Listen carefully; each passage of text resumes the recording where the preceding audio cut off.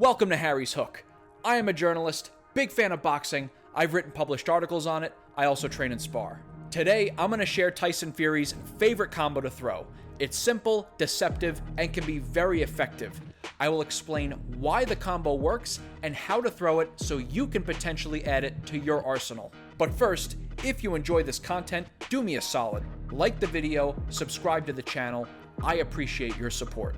Like I said, this combo is simple and deceptive, okay? It's two main movements when you distill it down.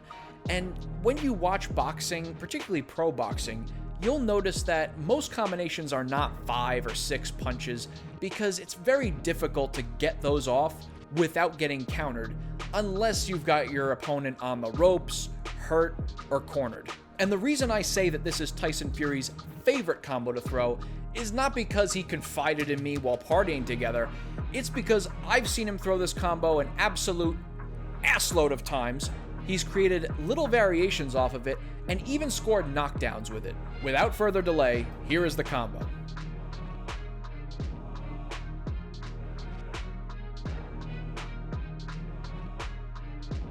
Now, it may seem like this is just a left hook right hand, a 3-2, or you could say a lead hook rear hand, but you have to look closer. Fury's not throwing that lead hook to land it, he's feinting the hook while actually looking to connect with the hard right. Fury's excellent at employing feints in his offense, and this is one he absolutely loves to make use of. Bonus credit, extra level of veteran craft here. We can see Fury using that decoy hook to pull down the rear hand, dismantling the guard and making more room for that right hand to connect. Ultimately, the idea here is to deceive your opponent with the crooked punch that they can see coming, the lead hook, while you then truly attack with the more direct, straight rear hand. Give them less time to defend against the punch that's more direct and already harder to avoid. That split second of distraction, that little thought of defending the lead hook is all you need. But the key here is you really need to sell that hook. You must make the feint believable or it's not going to work. And there's a good chance that you can get countered. Now, a great way to increase the odds that they will bite on that feint is to make sure you establish your lead hook earlier on so that in their mind, there's a legitimate threat of you throwing that lead hook in order to land it. And we do often see Fury establish that lead hook.